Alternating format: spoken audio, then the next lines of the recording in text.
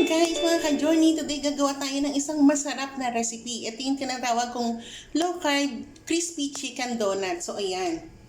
And then, meron din tayong sauce na mayo, cupine mayo at cheese. And then, nilagyan ko ng chili. So, paano guys, mga ka-journey, tara, samahan niyo ako hanggang sa huli. Panoorin niyo kung paano natin ito gagawin. Sigurado magugustuhan niyo at talagang napakasarap niya. Tara guys, simulan na natin!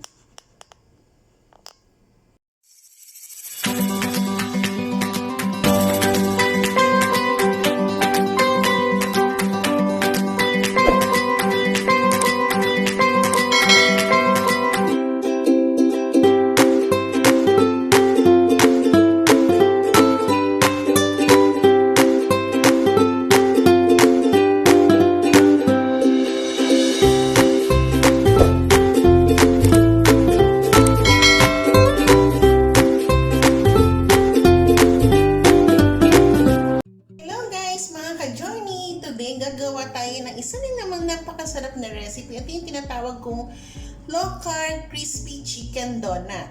So, meron ako ditong 1 kilo ng chicken mince. So, kahit anong party ng chicken, pwede nyo gawin. Chicken breast o yung chicken leg. So, gawin nyo lang siyang mince. Pwede na kayong mag-request din sa palengke. Kung ayaw nyo bumili ng mince na talaga, tapos ipagiling nyo na lang siya. So, 1 kilo to. Then, lalagyan natin siya ng mga pampalasa.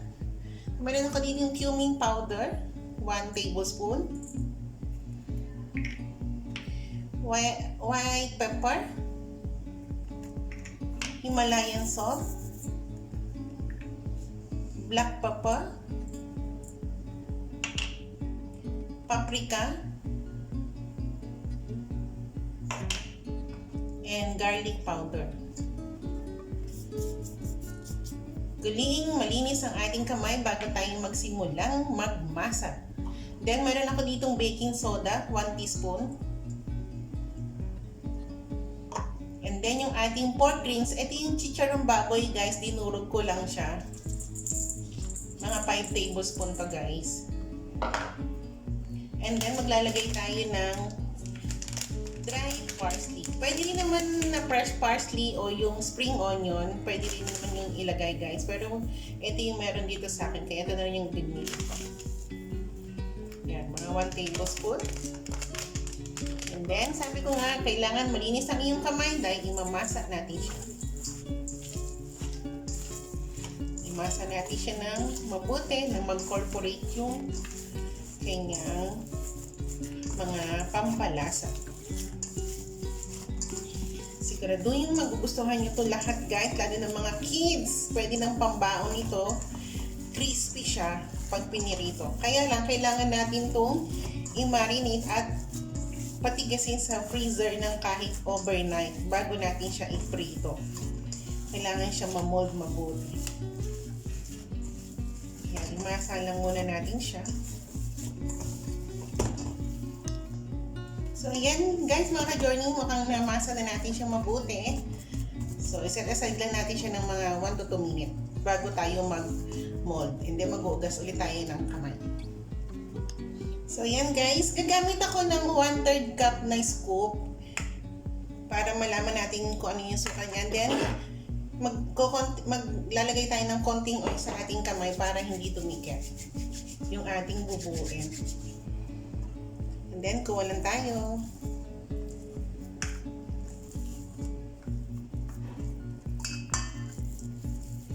Yan, ibilog lang muna natin siya, guys. Then, pag nabilog na natin siya, i-flat natin siya ng coating donut.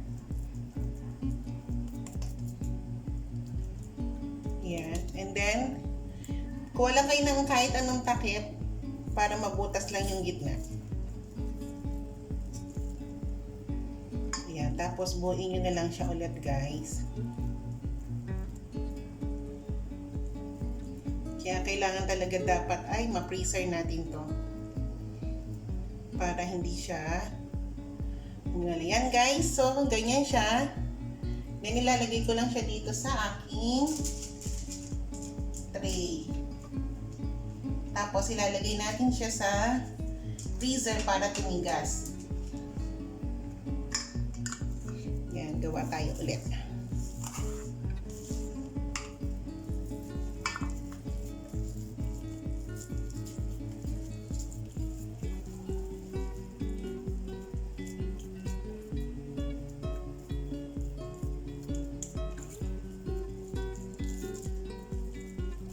Yan, ganyan lang siya guys. Tapos butasan natin siya ulit.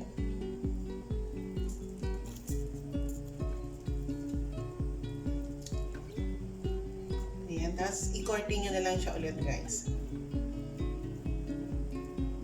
Ayan guys, tapusin ko lang to, then balikan ko kay mamaya.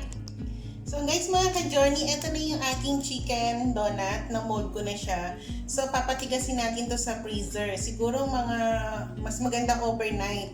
So nakagawa tayo, sa 1 kilo nakagawa tayo ng 14 pieces. So may sineparate akong 2 pieces. Mamaya pag tumigas na siya, papakita ko sa inyo kung paano natin siya ipapry para maging crispy. Tapos the rest, pag tumigas na siya, ilalagay ko siya sa ziplock dahil iano ko lang siya, ikikip ko muna siya, hindi ko muna siya ipiprito sa ngayon lahat. So mas maganda, pag tumigas na siya, kung walang kayo ng ziplock na plastic, doon nyo siya i-arrange. Para every time na gusto nyong kumain ng chicken crunchy na donut, pwede nyo na agad siyang iprito. So balik tayo ulit mamaya guys. Guys, ito na yung dalawang hiniwalay natin. So ipiprito na natin siya, matigas na siya. Then meron ako dito yung konting pork rinds, and then yung 1 egg. And then yung gagamitin ko ay chickpea flour. Pwede kayong gumamit ng loafing flour o coconut flour or almond flour. Pero gagamitin ko ay chickpea flour. So tara, mag-fried na tayo.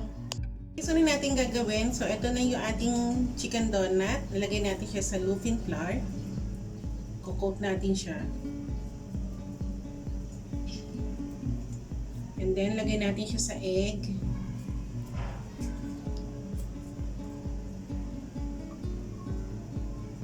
Tapos dito sa ating pork rinds. Yan. So guys, may pinainit na ako ditong mantika. Ready na yung ating donut. So ayan, ito na yung donut natin. Ilalagay lang natin siya guys. Hasinaan natin yung apoy.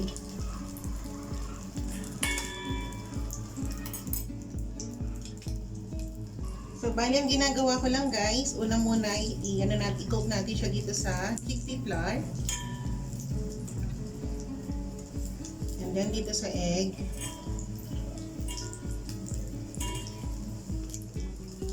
And then, tsaka dito sa pork rinds.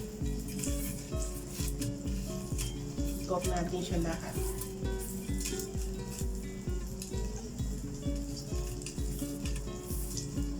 Ayan guys. So ayan guys, and then babalik na rin lang natin tong ating donut. Pwede rin naman siyang deep fry, kaya nga ito, hindi ko siya deep fry, half lang. Ayan, balik na rin lang natin siya. Sa isa lang ko nilalagay kasi wala akong malaking pan para mag-deep fry. So isa-isa lang para hindi sila sikipan sa pot natin.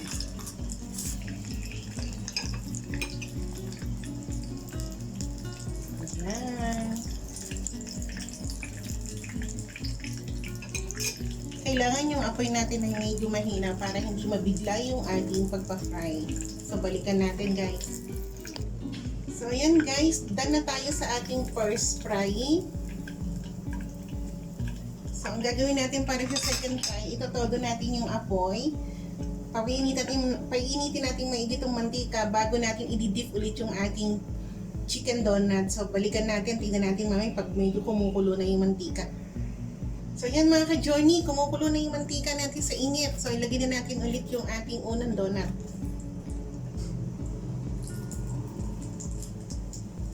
Kailangan babantayan natin siya guys para hindi masunog yung donut natin. Saglit lang to. So ayan guys, tapos na tayo mag-fry.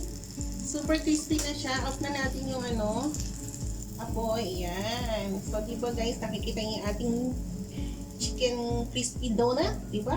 Ang sarap niya. So ayan. Guys, ito na yung dalawang donut natin. Itatry natin siya, medyo palamigin lang natin konti at pakinggan nyo kung gaano siya ka-crispy. Balik tayo. So guys, mga ka-journey, ito na yung ating crispy chicken donut. Then kumuha din ako ng sauce. Bali, pinagsama ko lang yung cupine mayo and then yung cheese sauce. So, and then nilagyan ko ng konting chili. So, ayan. So, try na natin guys kung gaano siya ka-crispy. Pakinggan nyo guys. Ito, dip natin.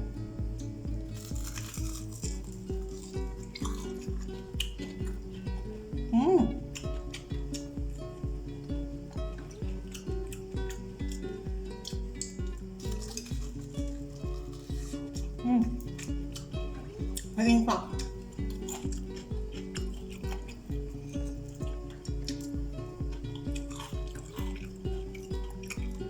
Diba? Ang sarap. So guys, try nyo tong aking new recipe for today. So salamat sa aking friendship na nag-share ng kanyang recipe. Meron lang akong konting binagong twist. So guys, try nyo to. Napaka-crispy at napakasarap guys. Siguradong magugustuhan pati ng kids nyo. At healthy pa, diba? So, guys, bye-bye muna. Hanggang sa muli. Please don't forget to subscribe. Click the notification bell para updated kayo kung may bago tayong video i-upload. So, paano guys? God bless you all. Keep safe everyone. Enjoy!